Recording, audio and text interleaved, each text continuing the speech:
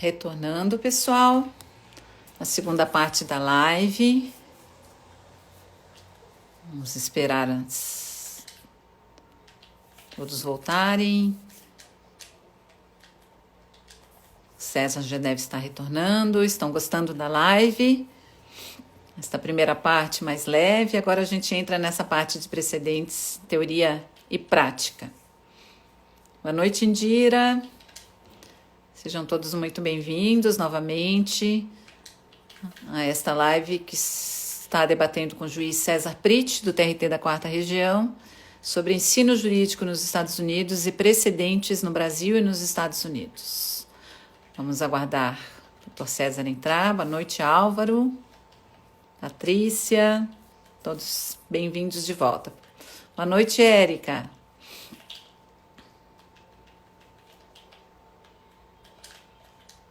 Doutora Rejane, boa noite, seja bem-vinda. O doutor Chedid, que está aí. Boa noite, doutor Chedid. Reinaldo. Doutor Chedid logo vai estar de volta com a live número 2, né? Falando sobre as histórias da magistratura. Boa noite a todos. Sejam bem-vindos de volta.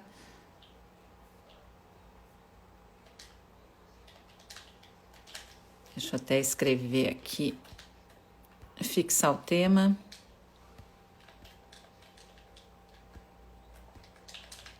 Boa noite, doutora Maria Tereza. O César já está aqui.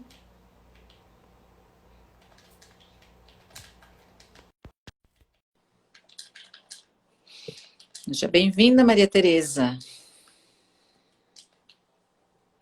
Cheio de juízo do TRT da 4ª. A minha irmã, que não tinha entrado, eu já ia puxar a orelha dela. Já se viu, a irmã não prestigiar aqui a irmã, né? Aí, já tem bastante juízes da 4ª Região e da 12ª também. César, então a gente passando já para, né, a teoria de Estado. Vamos ver se eu consigo arrematar em uma frase a diferença entre precedente, jurisprudência e súmula. Tá, vamos lá, então.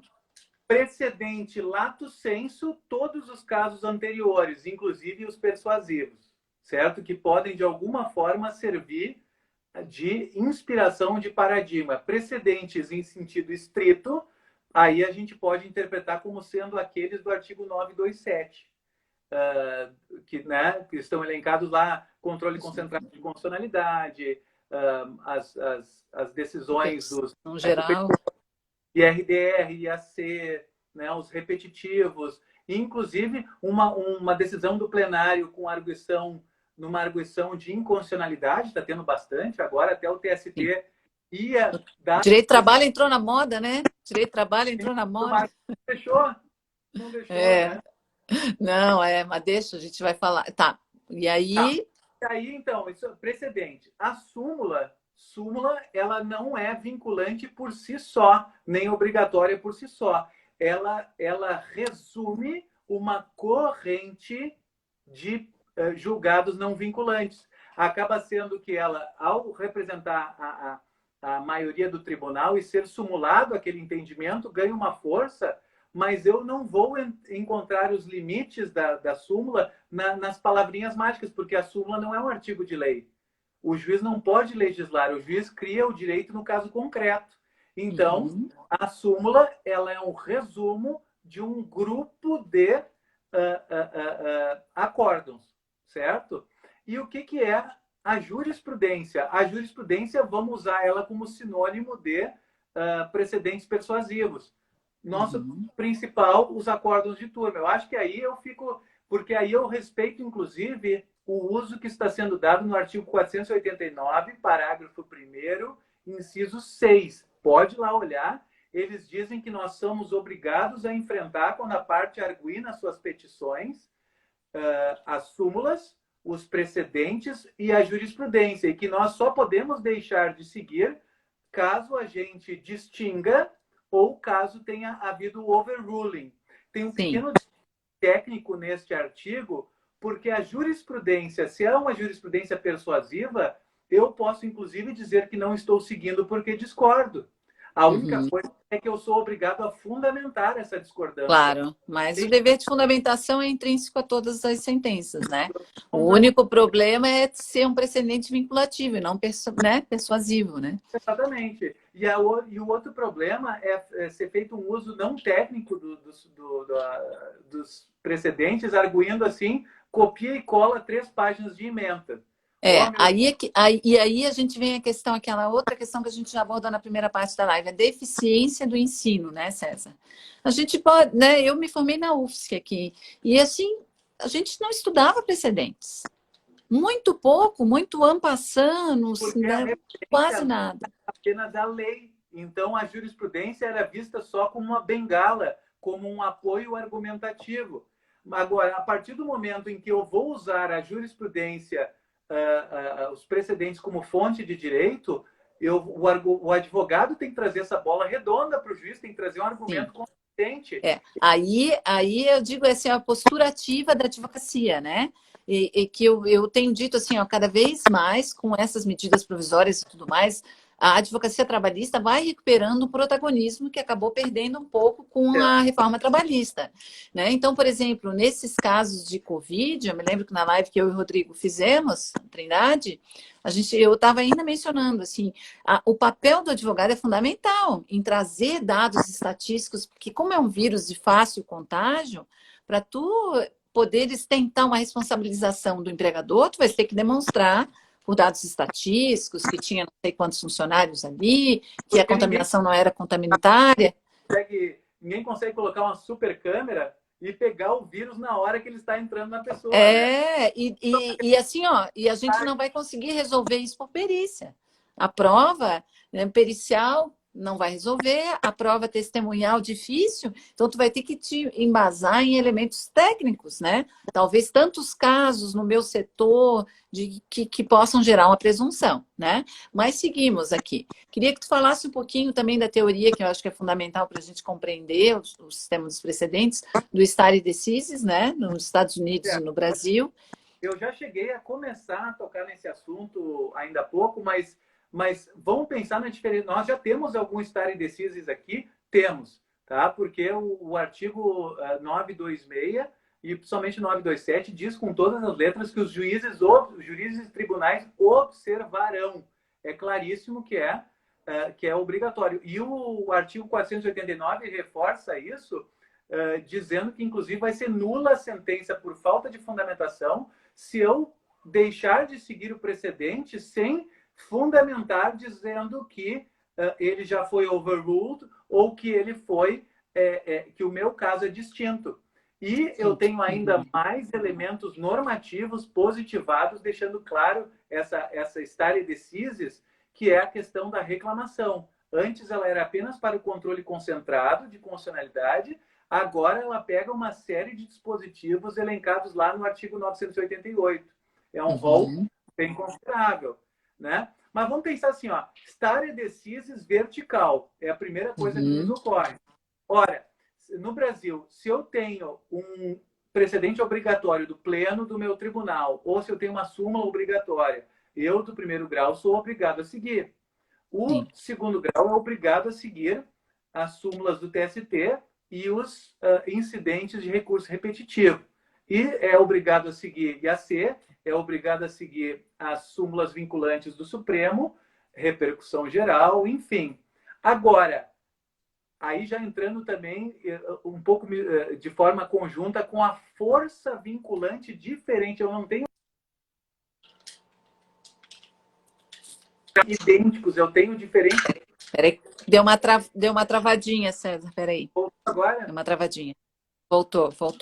Ela tá meio travada, talvez, não sei se é o teu ou o meu, mas eu tô te escutando com algumas... tá puxando um pouquinho aí. Tu estás no 3G? Eu estou no 4G? no 4G aqui e eu tirei o meu computador do... Pode ser, às vezes está perto. Vamos lá.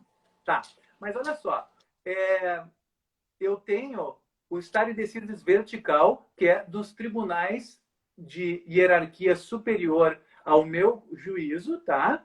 E os órgãos fracionários também têm o stare decisis vertical em relação a colegiados maiores, certo? Agora, existe stare decisis horizontal. Stare decisis horizontal é do mesmo colegiado para consigo mesmo, ou seja, eu estou vinculado aos meus julgados no tempo. Há o caso clássico do House of Lords da Inglaterra, que agora faz uns 10 anos mudou de nome para Supreme Court of England, Supreme Court of United Kingdom, que ela se considerou vinculada em absoluto, desde lá da metade do século XIX até 1966, ela considerava impossível, ela considerava que havia um stare decisis de uma maneira absoluta, ela não poderia reformar os seus próprios precedentes. Por um lado, isso tem uma grande virtude no sentido de segurança jurídica. A gente aqui no nosso Supremo, infelizmente, a gente vê que de 2 em 2 anos assuntos polêmicos eles dão um jeito. Voltam à pauta novamente, né? A conjuntura política muda, quer dizer, é uma coisa um pouco casuísta, mudou a cara do cliente, aí ele se sente impressionado. Assim, essa insegurança jurídica é o que, né, que é difícil aqui no Brasil. Aí, a Suprema Corte Americana sempre foi relativo o stare decisis horizontal. O caso emblemático é aquela teoria da segregação dos separados mais iguais, do caso Plessy versus Ferguson, de 1890 e poucos, onde eles legitimaram leis estaduais segregacionistas, certo? Disseram que ninguém era obrigado, raças não eram obrigadas a conviver no mesmo ambiente e que desde que os ambientes fossem da mesma qualidade, que eles fossem separados, mas que eles fossem equal, eu não estaria violando a cláusula de isonomia da Constituição. Um argumento frágil. Nova guerra civil, que eles tinham lutado 30 anos antes uma guerra civil por causa disso, eles, para evitar a guerra e com a Suprema Corte tomada de sulistas, eles acabou passando. Grupos de apoio, organizações não governamentais dos negros, chamadas NAACP, National Association for Advancement of the Colored People, como eles não conseguiam ganhar politicamente, porque as assembleias estaduais eram dominadas pelos ex-escravocratas, pelos segregacionistas, e como os negros eles eram excluídos do voto por alguma malandragem da lei, que, por exemplo, questão de nível de instrução, eles já excluíam quase todos os negros, né? Então, eles conseguiram vitórias importantes nas cortes. Até que eles começaram nas faculdades de Direito, mostrando que teriam que fazer uma faculdade de nível igual, então, para os negros. Eles começaram a pressionar e começaram a ganhar. Até que eles partiram para o ataque para o tudo ou nada. Antes, eles tentavam enfrentar o equal. Ou seja, eles diziam que as instalações que eles tinham não eram iguais. Então, daí eles faziam os estados gastar fortunas para fazer, essa foi uma forma de pressão, para fazer faculdades de nível igual para eles, certo? Sim. Até que chegou o ponto que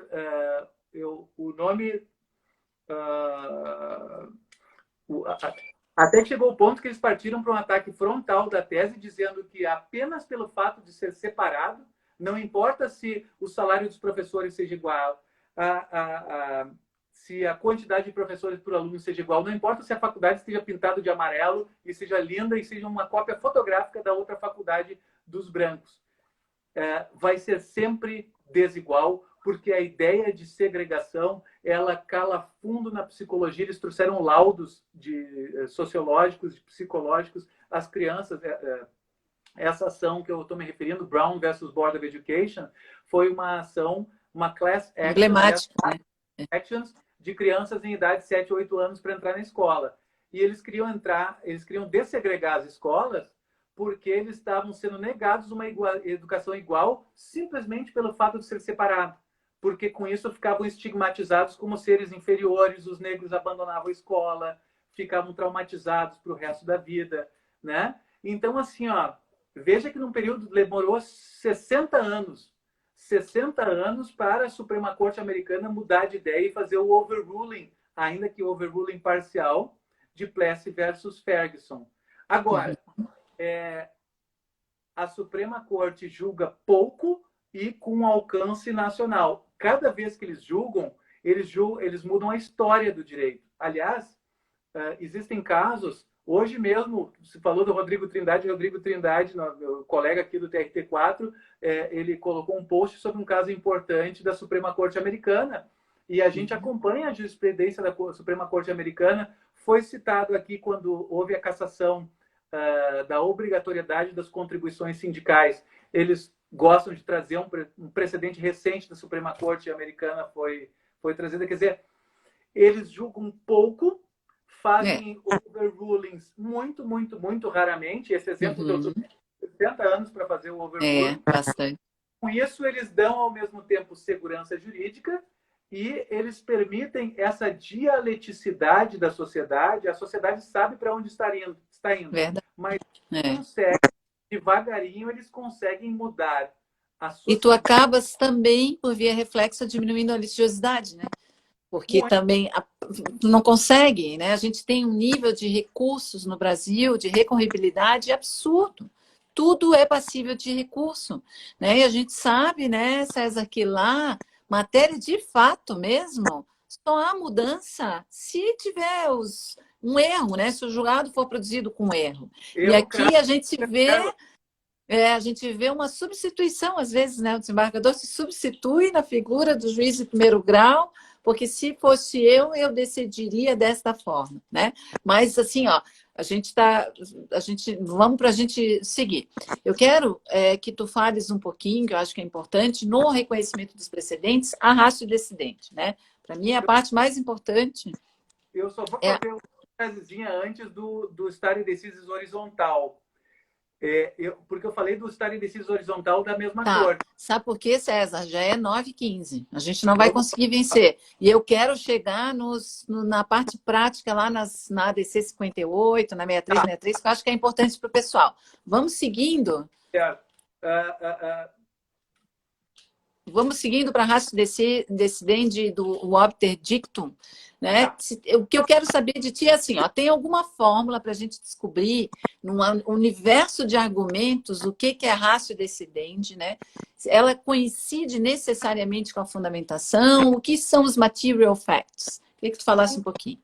Muita gente tentou e há séculos que diziam que a ratio decidendi, a parte vinculante, ou como os americanos dizem, o holding, os ingleses geralmente falam ratio decidendi, os americanos usam holding.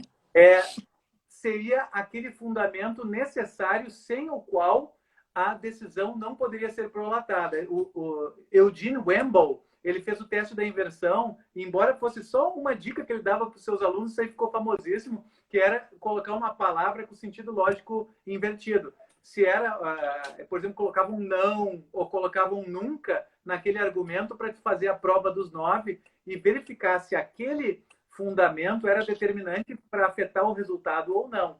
Mas isso é uma coisa muito imprecisa. E quem melhor trouxe isso foi Arthur Goodhart, que é um jurista americano que lecionava na faculdade de Oxford, na Inglaterra. Então, ele conhecia os dois sistemas, certo? E, basicamente, ele fez um aprimoramento do que os realistas do realismo jurídico diziam, que os realistas eles diziam, preste atenção no que o juiz faz e não no que o juiz diz. Porque muitos dos casos em que o juiz primeiro decide nos seus guts, né, naquele impulso, o que ele vai deferir, e daí ele acha uma justificativa, pega uma jurisprudência, cola ali, enfim, a gente sabe que isso acontece. Então, os realistas eram muito céticos quanto ao raciocínio jurídico e quanto à possibilidade do juiz realmente estar constrained nos precedentes. Mas o Arthur Goodhart, ele deu dezenas de exemplos de como realmente os precedentes eles funcionavam na força e realmente limitavam o poder de decidir do juiz, dando uma segurança jurídica. E ele chegou a uma forma quase matemática. Eu vou prestar atenção em fatos e os resultados. Aconteceu isso e aquilo, e então resultado tal, aí eu vou chegar num caso posterior, se novamente aconteceu isso e aquilo, então eu quero, aí vem a minha filha levantando o dedinho. A mesma coisa. A mesma coisa. Mas quais fatos? Quais Pois é, fatos? quais Não, fatos? quaisquer fatos, porque eu não quero redecidir, eu não sou o julgador daquele caso antigo do precedente. Eu quero entrar na cabeça daquele julgador e entender quais foram os fatos que foram determinantes para aquela decisão. Porque eu estou aplicando aquela decisão, eu não estou Sim. redecidindo o caso. Então, E, ele deu um e exemplo. aqui eu digo assim, ó, nos Estados Unidos, aí a gente vem com aquela história do raciocínio jurídico, né? Porque aqui a gente fazia ademais, e também, e igualmente, né? E lá eles são direto no ponto, né, César? Direto. Fica mais fácil, são mais objetivos, então tu quer descobrir qual é o holding, tu vai, pum, né? E aqui tu vai ter que olhar aquela fundamentação de Às vezes, 10, 15. lá páginas e páginas de copia e cola, pega um acordo no TST, vai ter bifes, né? Trechos da primeira instância, trechos da segunda instância, Sim, e no final das contas tem, às vezes, um parágrafo, dois de fundamentação. Realmente, eu quero saber o que o ministro relator disse claro. e como ele enxergou o caso. Quais os fatos, por exemplo, pegando um acordo do TST, quais os fatos que, para o ministro relator e acompanhado pela turma, foram determinantes. Olha, aconteceu tal e tal coisa, então por causa disto eu estou definindo aquilo. E aí eu separo do reasoning. Isso é uma coisa muito importante, o pessoal mistura bastante. As justificativas. Eu quero os material facts, os fatos essenciais, eles são o que aconteceu que causou a decisão. O que aconteceu que vai ter que ser repetido no meu caso atual para que eu repita a mesma solução. Se é porque... Vamos pegar um exemplo. Vamos pensar ali, a pessoa atrasa sempre 6 minutos para bater o ponto, né? Uhum. E o ponto de entrada, certo? E daí tinha uma norma coletiva que dizia que poderia ser a tolerância de 10 minutos a norma legal diz que, o artigo 58, né, diz que a tolerância é 10 minutos por batida. Aí, eu vou aplicar a norma, certo?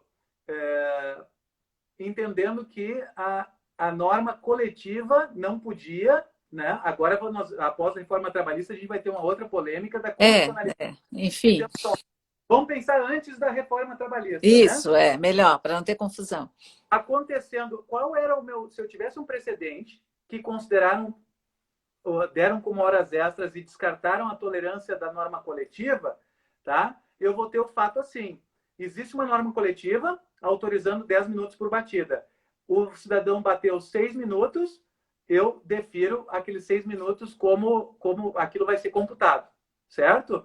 A minha justificativa é que eu considero que a lei é de ordem pública, não pode ser suplantada por norma coletiva. Então, são todas as motivações aos porquês.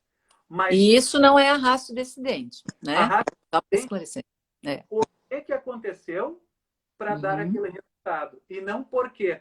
Né? Então, não que a justificativa seja irrelevante, a justificativa não, ela só não é relevante para fixar a rácio, né? O holding, exatamente. é isso. Ela não me ajuda, ela não me serve como baliza. Sim, Eu acho que a para palavra poderes arguir uma reclamação dizendo que não está sendo aplicado o precedente, né? ela, Para ela, isso. ela é super importante para eu compreender o que foi decidido, sim, mas a baliza, a delimitação, eu vou ver nos fatos essenciais. Eu olho para a fundamentação para compreender o que o juiz considerou essencial, mas eu vou lá, o fato essencial A, o fato essencial B, resultado tal. Se no meu caso posterior houver o fato A e o fato B da mesma forma, daí eu vou ser obrigado a aplicar o mesmo resultado. E o que é o obter dictum? O Isso. juiz, a turma ou o TST, lá pelo meio da... Olha, neste caso aqui aconteceu tal e tal coisa. Então, eu não vou deferir o que ele está pedindo. Se tivesse acontecido isso, aquilo... Há de argumentando um tanto, né? Há de argumentando um tanto. São argumentos pedagógicos. Parte do meu caso atual, mas que eu uso como ilustração, como exemplo, como comparação. Isso é obter dictum. Também pode ser que o pessoal quer fazer uma súmula e eles querem fazer uma súmula com 20 subitens e já querem, numa uniformização de jurisprudência, resolver tudo. Meu Deus, tem assunto Botar tudo ali. E aí eu pego um acórdão que tem a situação A, eu não posso fazer daí uma tese cobrindo A e cobrindo as outras situações. Nesta parte onde eu transbordar o quadradinho do meu caso concreto, vai ser tudo obter dictum. Pode ser até uma súmula vinculante do Supremo Tribunal Federal. Eu não vou precisar dar bola para aquilo. Por quê? Agora, César, o obter dictum de hoje não pode ser uma ratio de amanhã? Pode, né? Com certeza. Agora, se houver um overruling ou um distinguish, né? Porque assim a gente acha, não, ele não tem tanta importância para a fixação do precedente, para eu fazer uma reclamação. Mas pode acontecer, né? Você tratou muito bem. A única diferença é que o obter dictum não é de imediato obrigatório. Sim. Mas quanto mais elevada a corte, eu tenho que olhar o obter dictum com lupa, porque ele está sinalizando, signaling, ele está sinalizando para onde a jurisprudência da corte vai evoluir. Quando aparecer um caso concreto especificamente naquele sentido, se o pleno do Supremo Tribunal Federal já falou com todas as letras que ia fazer tal coisa, quando eu tá antecipando, né? Né? Porque assim, é muito persuasivo. Porque eu já sei que o plenário do Supremo já se posiciona naquele sentido. Não é vinculante, eu não vou ter que suspender processo, eu vou ter que aplicar a milhares de processos aquela partezinha. Não, porque não é o trecho vinculante. Agora, se eu, juiz de primeiro grau, cair uma situação daquela maneira, eu tendo a aplicar o entendimento persuasivo que o Supremo disse em obter dictum, sim, para persuasivo. E aqui a gente já entra, já prosseguindo, porque eu estou preocupada com o tempo ainda. Para a gente falar também do distinguishing, então, e do overruling, né? Porque, como a gente disse, o obter dictum de hoje pode ser eventualmente uma ratio de amanhã. E aí, né, se eu constato, né, num overruling que não vou mais aplicar aquele caso, os efeitos dessa nova decisão, efeitos ex tunc, efeitos ex nunc, tem necessidade obrigatória de o juiz fazer essa modulação, porque a gente sabe que o STF nem sempre faz, né? Olha só. No caso da terceirização, eu me lembro que houve aquele caos total, porque não houve aquela modulação. Né? Essa questão dos efeitos do direito temporal é bem complexa, porque eu tenho, de um lado, que a jurisprudência ela é construída, os julgados são construídos em cima do direito objetivo. Então, ela geralmente vai refletir o direito objetivo daquela época.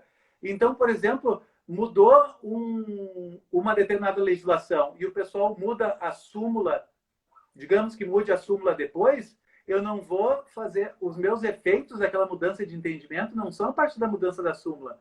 A súmula apenas repercutiu a mudança do direito positivado objetivo.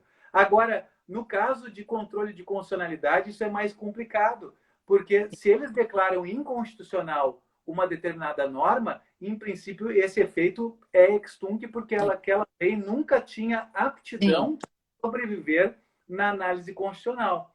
Agora, o que o pessoal faz? Por segurança jurídica, eles protegem a expectativa de direito, eles vão respeitar a coisa julgada. Eu me lembro disso, tu falasse súmula do adicional de salubridade. Lembra aquela história do salário mínimo? Ou então da estabilidade provisória da gestante, que o TST deu uma guinada de 360 graus. E isso gera, assim, um caos, né? Uma insegurança total. Olha uma recente. Tinha a responsabilidade do dono da obra, OJ 191, e agora, por conta da reforma trabalhista, artigo 702.1f, tem requisitos inatingíveis para que sejam alteradas as súmulas e OJs, né? Sim. E o TST teve um incidente de assunção de competência sobre isso, e ele estava rejeitando a interpretação do Tribunal de Minas, do TRT3, que ele dava uma flexibilizada, ele isentava apenas pequenas empresas. Por exemplo, grandes empresas que não eram construtoras... Porque lembra da OJ 191 antiga? Só era responsabilizada a empresa tomadora daquele... Trabalhava com construção civil, né? Que fosse construtora. Uhum. Aí, o Tribunal de Minas, eu acho que sensibilizado com a questão de muitos trabalhadores que com esses pequenos empreiteiros... Sim, que nunca sabem quem é que é o empregador, efetivamente, né? Quebra, esse aqui quebra, daí o outro quebra, e nunca chega na construtora. O Tribunal de Minas fez uma súmula deixando de fora só o dono da obra, pessoa física, e microempresa ou pequena empresa. Médias e grandes, eles... Só que daí subiu no TST e eles ficaram com aquela batata quente na mão. Sim. Essa distinção aqui entre microempresa, pequena empresa e, de outro lado, médias e grandes, eu não tenho base legal. Ficou... Cai no casuísmo, né? Mas daí, nos embargos de declaração, eles fizeram um overruling total. Porque no processo principal, no IAC, eles tinham rejeitado a interpretação de Minas e mantido a redação do OJ 91. Mas nos embargos de declaração, eles acrescentaram na tese uma coisa muito análoga à responsabilidade do tomador de serviços. Se for contratar uma empresa fundo de quintal, se contratar uma empresa inidônea, e aí entra todo mundo. Até mesmo eu e você, pessoa física, vamos contratar uma empresa pequena, fazer uma reforma na nossa casa. Se contratar uma empresa inidônea economicamente, nós vamos responder, subsidiariamente. Então, assim, ó, é uma mudança, um overruling total de entendimento. Não ficou nada de modulação de efeito, se eu não me engano. Agora, olha só, se não ficar modulação de efeitos, esse entendimento é ex-tunc. Oficialmente, eles estariam interpretando o direito que sempre houve. Certo? Agora, eu vou ficar te devendo. Eu acho que eles colocaram nos embargos de declaração... Modulou. O Dadalto está dizendo que modulou. Bom, menos mal, né? O César, e o distinguish? Então, só para a gente deixar mais... Falamos do overruling. O distinguish e o overruling, às vezes, ficam embrulhados, certo? Mas vamos falar primeiro de um distinguishing simples. Eu tenho um caso que tem os fatos A e B. Aí chega, para mim, o meu caso posterior, tá? O precedente tem A e B. E no meu caso posterior, eu tenho A, B e C. E o C também é um fato importante. Então, daí eu tenho duas opções. Se o C não atrapalhar muito, não afetar muito, eu vou poder aplicar o mesmo resultado por analogia. Ou seja, não é o mesmo caso, é um caso diferente. Mas eu tenho liberdade para verificar se eu vou fazer uma comatação de lacuna nesse direito jurisprudencial e fazer um analogical reasoning, vou aplicar por analogia, ou se esse meu fato diferente, no caso atual, for um fato muito gritante, eu vou fazer o distinguishing, eu vou fazer o afastamento por distinção. Certo? Por isso a importância de tu saber do holding, né? De tu saber, tu tens que identificar para poder saber fazer essa distinção. Né? A importância de conseguir visualizar qual é o núcleo do precedente. Agora, vamos dar como exemplo um que você queria até tratar depois, que é o da correção monetária. Eu tenho um controle concentrado. Já vamos para ele, porque eu vou pular o IAC, o RDR, a gente não vai conseguir falar, César. Então, já vamos... A gente queria falar a gente já passou ali da mudança, do primeiro e do segundo graus, da especialização, isso aí a gente pode até abordar mais no fim. Mas então vamos passar para casos práticos, que eu acho que isso é importante para o pessoal. Os casos... Deu uma travada aqui. Travando. Travou para vocês, pessoal. Travou. Estava travado. Está bem cortado. Agora... Deu? Acho que sim. O César, então vamos passar para casos práticos de matéria trabalhista no STF. Então, e aí a gente vai botar em prática o que tu falaste até agora. Começando da medida provisória 936, né? A DI 6363. Porque eu quero mostrar para vocês que entre o distinguishing, a analogia, às vezes fica um pouco nebuloso, porque depende de como eu vou enxergar os fatos principais. Vamos pegar a correção monetária. Correção monetária. Então, vamos lá. A DC 58, né? Eu tenho a DC 58 que não foi julgada ainda. Ela é específica. Eliminado o Gilmar Mendes. Ela é às vezes, num sábado, né, César? Num sábado, às vésperas de um recesso, uma ação que estava conclusa há 2 anos, sendo que na semana anterior, né, o pleno do TST já tinha formado maioria pela inconstitucionalidade da TR, né? Só para contextualizar para o pessoal. E aí? Vamos lá, vamos analisar.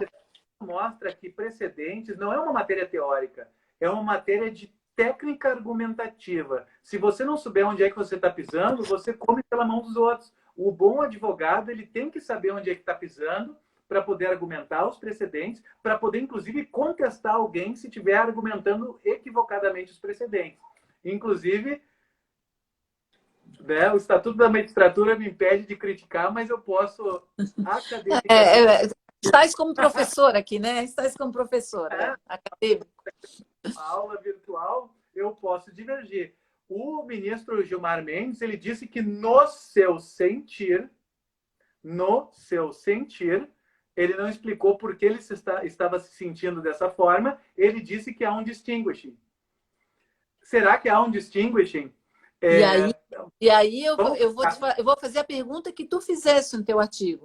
O tipo de devedor teria sido concebido como fator determinante para a definição da ratio decidendi? Foi a pergunta que tu fizeste naquele teu artigo. Foi isto? Esse é o distinguish? Olha só, ele não teve assim, ele não quis, ele deixou implícito, ele não colocou explicitamente, porque isso ia ser difícil de justificar. O nosso colega Antônio Humberto, eu vi uma live dele e ele falou que isso abriria uma fenda argumentativa. Eu adorei. Fenda argumentativa, boa. E o doutrinador Frederick Schauer, que ele é vivo ainda, que ele ainda, inclusive, ele é um dos doutrinadores mais conhecidos dessa área de argumentação jurídica e teoria geral do direito, e ele fala em ônus argumentativo. Seria um ônus argumentativo muito elevado, porque em precedentes nada é absoluto. Tudo é o intérprete olhar e dar o seu argumento. Agora, tem coisas que são vistas como um erro crasso. Lá nos Estados Unidos, não existe em nenhum lugar escrito que você é obrigado a enfrentar os precedentes. Mas isso faz parte da educação jurídica. Sim. E um juiz ou um advogado que disser simplesmente não quero seguir o precedente e pronto, ou que ignorar o precedente, aquilo é um escândalo. O juiz, ele não vai ser promovido, aquilo vai ficar uma mancha no histórico dele. Se o juiz é um juiz de tribunal de segundo grau, ele não vai para a Suprema Corte Estadual, né? De appeal court estadual, ele não vai, ele vai, digamos, se candidatar àquela função e vão trazer aquela vergonha no currículo dele. Então, assim... Sim. Porque aqui é bom fazer um histórico, né, César? Talvez, né? Então, a gente teve tantas idas e vindas, né? Primeiro, vamos lá, só para a gente contextualizar para o pessoal aqui.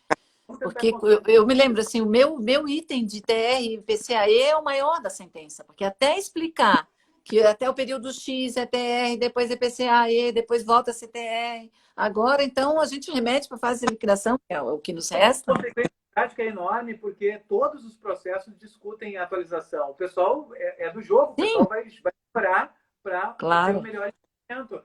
Eu me lembro que em 2015,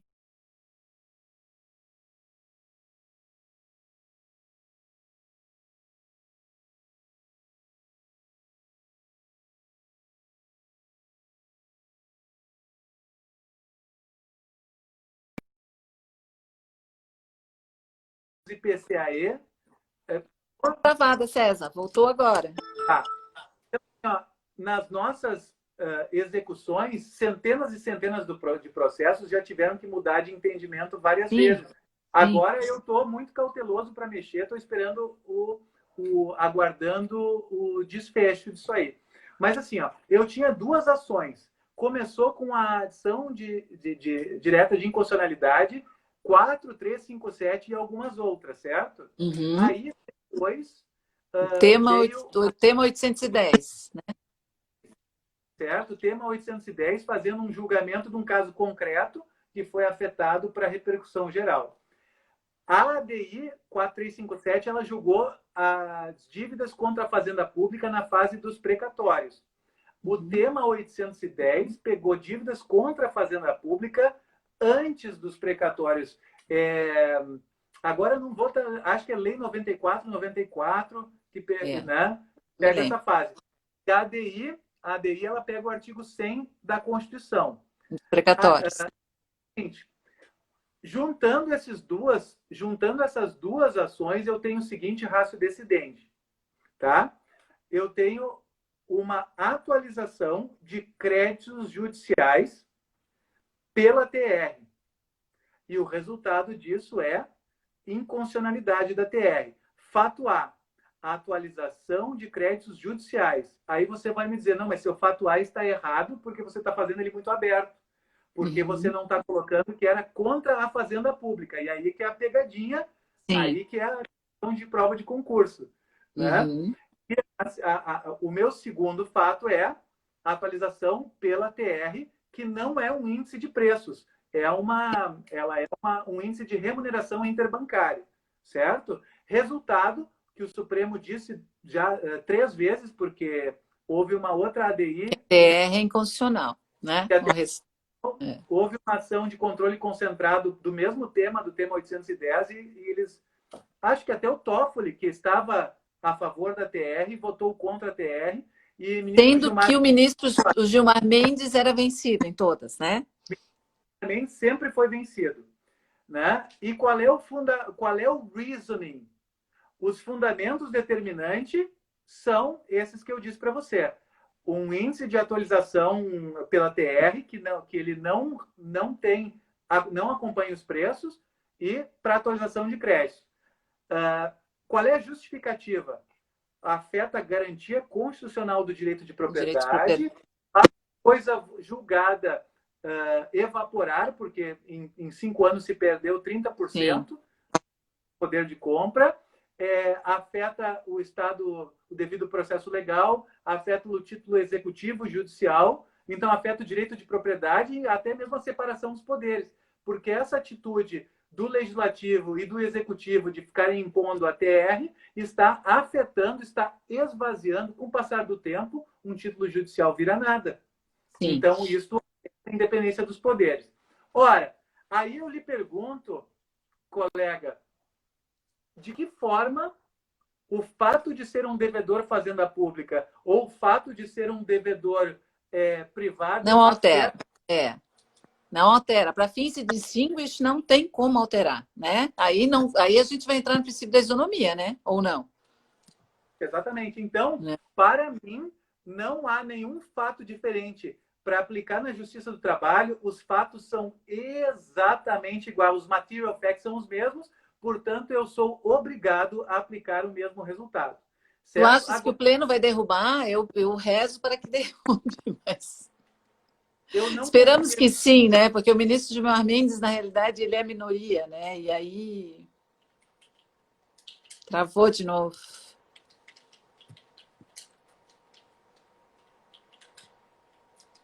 Tá travado, né, pessoal?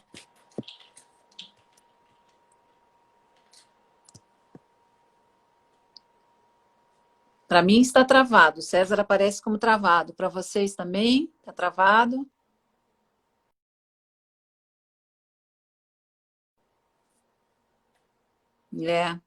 Vamos ver se o César retorna. Eu acho que ele está com problema de conexão. Travou, né? Mas vocês estão vendo, né? Acho que ele, né? Ele saiu, eu acho que ele vai voltar. Não, ele saiu e vai voltar. A mim, vocês estão vendo? Estão ouvindo? Ah, então tá bem. O problema é com ele, eu acho. Tá travado ainda? Mas a minha imagem tá travada também? Imagem, áudio, tudo? Sim? Ah, não, eu não tô travada. É monólogo, Então tá bem. Então, vamos ver, eu acho que ele tá voltando. Tá bem, mas ficar só eu, o que vocês estão reclamando? Estão reclamando? Vão ter a Maria Beatriz a noite toda. Ah, então tá bem. Realmente o áudio dele não tá muito bom e a imagem tava ruim, eu tava sentindo também, tava travando. Sabe como é que é? O 5G de Santa Catarina é melhor do que o 5G do Rio Grande do Sul, né, pessoal? É, pois é. Ó, 2 minutos eu volto, é isso? Eu acho que ele vai arrumar lá o Wi-Fi 3G. Pessoal, estão gostando? A gente tem mais, eu acho que 10 minutos, 10, 12 minutos. E o César me disse, o César é músico, né? E a gente queria encerrar a live. Vocês sabem que eu sempre gosto de encerrar com um trecho literário, um poema, mas hoje ele vai cantar. Ele vai tocar e vai cantar, é verdade, doutora Rejane, ele vai tocar e vai cantar. Nosso encerramento hoje vai ser assim, então fiquem aí, não saiam. E a gente ainda tem mais ADI 6363, que a gente quer analisar, a medida provisória 936, se ela criou um precedente para o futuro pós-pandemia. Acho que vai ser bem interessante. Que bom que vocês estão gostando. Pois é, a Nanda Apple disse que não sabia que ia durar 2 horas. A gente imaginou que ia durar isso, que eu tirei umas 3, 4 perguntas aqui. Né? Então, não tem. O doutor César, inclusive, queria fazer 2 lives. Essa semana e mais uma semana que vem. Não vou cantar, Indira, nem vem. Hoje não. Semana que vem a gente tem uma live só sobre música, magistratura e música. Aí nós vamos cantar, Indira, vou te chamar. Com o desembargador Roberto Basilone, meu querido amigo. E esta live vai ter, vamos falar, conversar e também cantar. Mas hoje não. E na quinta-feira, pessoal, já aviso para vocês uma live muito bacana com o Procurador do Trabalho, Sandro Sardá, sobre a Covid-19 nos frigoríficos de Santa Catarina. Vai ser uma live muito interessante. Às 20 horas, no @cursojuslabor, nosso perfil de cursos. A doutora Rejane está aqui. Quase, doutor César, está montando o espetáculo. Ah, pois é, eu sei, o Pamplona também adora cantar, né? Aqui a gente tem uma banda só de juízes aqui. Eu canto também, mas hoje eu não vou cantar. A gente tem várias lives, vamos ter sobre magistério e amor, a função do professor nesse período da pandemia, com a professora Dilza Mondardo, vai ser muito interessante. A gente vai ter esta de magistratura e música. Valquíria, eu vou te chamar também, está preparada? Vou te chamar para cantar também da nossa banda. Teremos várias lives sobre assédio sexual com a juíza Desirê Bowman. Então, até o comecinho de agosto, a gente tem várias lives aqui já programadas. E eu quero fazer ainda esta semana, estou tentando trazer a minha irmã, uma live sobre a Lei 14.020 e o Decreto 14.022. Vamos ver, mas a minha irmã não quer fazer, então acho que vou fazer a live sozinha. Tem uma com o Ricardo Diniz também, né? Tem várias aqui no perfil da Matra, pessoal, acompanhem. E também no meu perfil, @cursojuslabor, aproveitar e vou falar um pouquinho, é o perfil junto com a minha irmã Maria Tereza, juíza no Rio Grande do Sul, e agora, no final de julho, comecinho de agosto, a gente deve estar lançando o site com vários cursos em EAD, mas depois faremos o lançamento. Com o Felipe Calvé também vai ter, né? Várias lives bacanas. Temos também uma com o desembargador Guglielmetto sobre o trabalho seguro. Vamos abordar a questão de saúde mental no pré e durante e pós-pandemia. Eu acho que vai ser uma questão, né? A doutora Maletinha tem que ficar com a gente. Pois é, doutora Rejane, tá difícil convencê-la aqui. Ela só quer fazer audiência de instrução no Rio Grande do Sul, ela não quer fazer live. Eu já até convidei ela para fazer uma live sobre literatura, direito e literatura, doutora Rejane. Ela fez um artigo muito bom que está no site do TRT da 4ª Região. Tem a do doutor Chedid, a segunda parte do doutor Chedid. Temos várias. Eu estou vendo uma também sobre os trabalhadores de aplicativos. Falta definir o nome ainda. Também queremos debater essa uberização das relações de trabalho. E assim, temos outras lives. Não sei se o doutor César desistiu, se a internet não está voltando, não há problema. Eu vou chamar a doutora Patrícia para a gente conversar, diretora de comunicação da Matra. Conte aí, doutora Patrícia, as novidades na Matra. Vamos ver aqui se tem alguma pergunta que ficou para trás.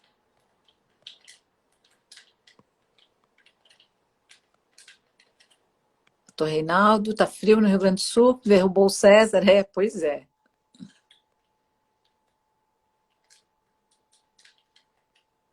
Doutor César, para quem não acompanhou o início, ele tem uma banda de pop rock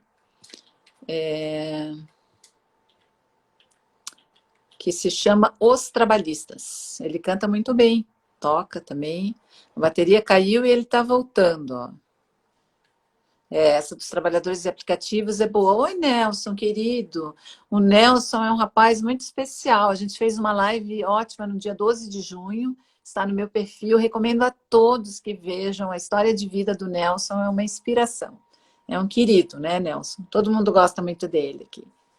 A gente fez no Dia Mundial do Combate ao Trabalho Infantil. É um jovem que tem 23 anos e ele tem uma história de vida de muita luta e superação.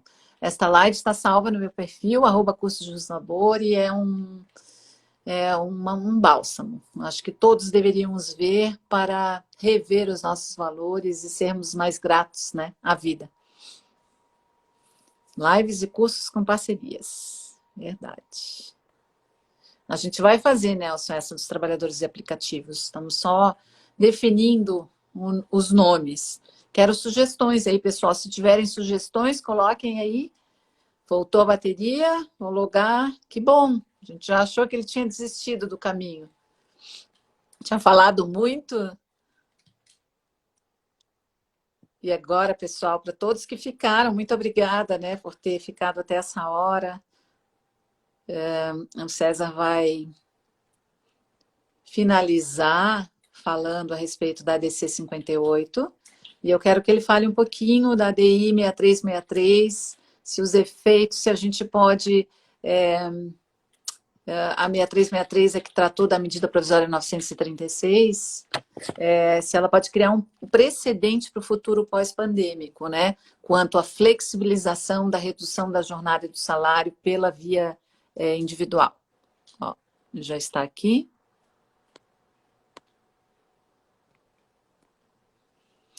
Retornou.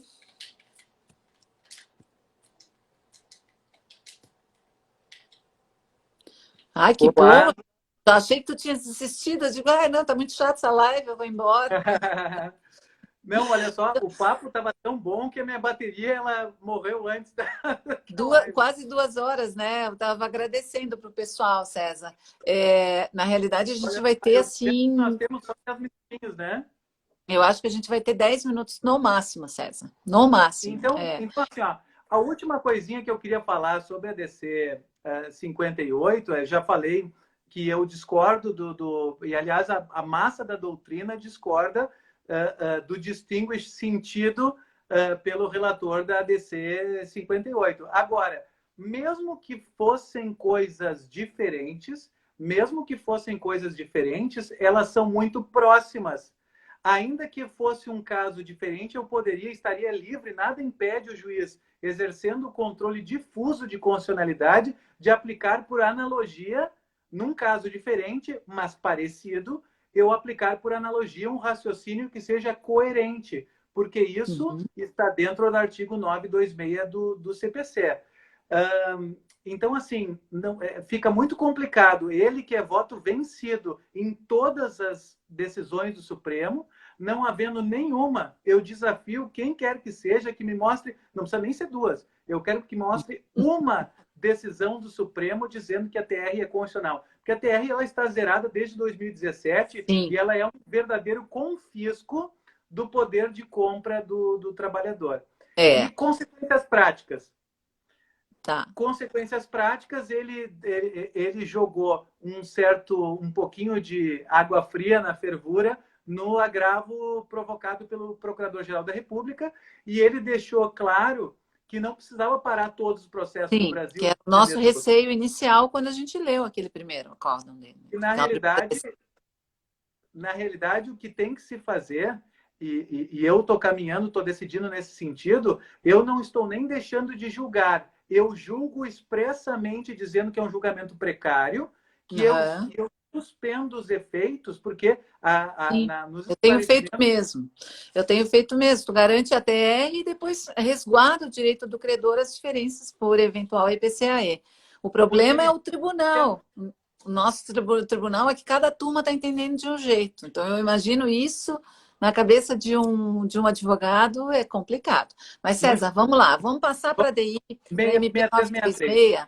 A DI 6363, a nossa grande preocupação, César, de todos os operadores jurídicos, é se ela vai criar um precedente para o futuro pós-pandêmico. Ou seja, essa flexibilização de salário e de jornada pela via individual que foi permitida, será que a gente tem um risco disso aí se tornar permanente, né, se projetando para depois do fim da pandemia? O que tu pensas? Olha só, eu queria dizer que quando eu vi essa questão, eu tive praticamente um choque anafilático.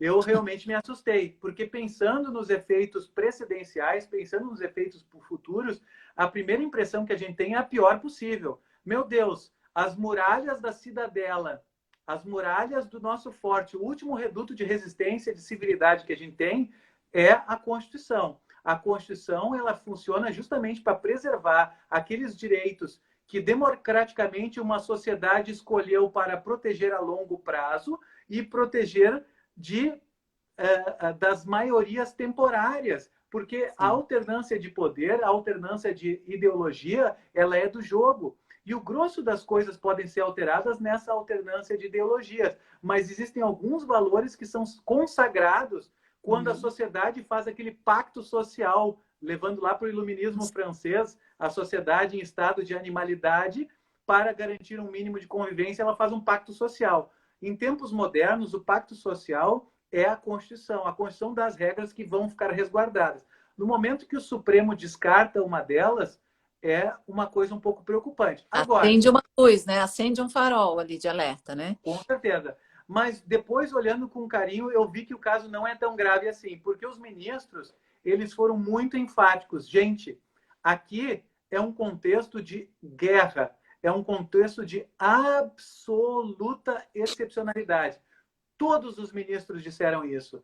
Veja, então, assim, se alguém pensa que vai manipular esse precedente e usar depois para justificar uma normalização dessas medidas para tempo posterior, usando esse argumento, essa falácia para quaisquer crises... não cola, né? Desde que eu me conheço por gente, o Brasil está em crise. Acho que o Brasil está em crise desde 1500. Né? Mas assim, foi bem enfatizado, né? Embora tivessem argumentos ali, né, a questão dos sindicatos, que pouco foram abordados, mas a parte de estarmos vivendo um estado de calamidade pública e a temporariedade também de ser uma MP, né? De ser uma MP, é claro, agora convertida em lei, mas uma MP. Então, uma norma para vigência temporária num contexto absolutamente excepcional. Esse é o fato que eu chamei de fato C. O fato A, eu tinha dito que é o pilar, a baliza. Claro, tem muitas justificativas, mas assim, olhando para o núcleo, né, é que foi uma redução de direitos muito delimitada, certo? Um contexto muito delimitado. Veja bem que quem foi por acordo individual e, portanto, perdeu uma negociação coletiva prévia foram o pessoal do alto escalão, o pessoal acima de dois regimes de previdência, R$12.000, com nível superior, um empregado que se presume que ele já tem mais noção. 1 minuto e 50. 1 minuto e 50 para tu concluires, mas eu vou fazer o seguinte, tu prometesse que tu ias encerrar tocando. Então,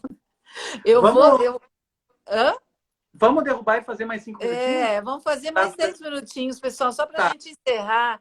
Fiquem por aí. Meu Deus, está passando muito rápido, que a gente teve aquela interrupção. Eu vou derrubar e a gente volta, então, tá? Para poder concluir com calma. Vamos lá.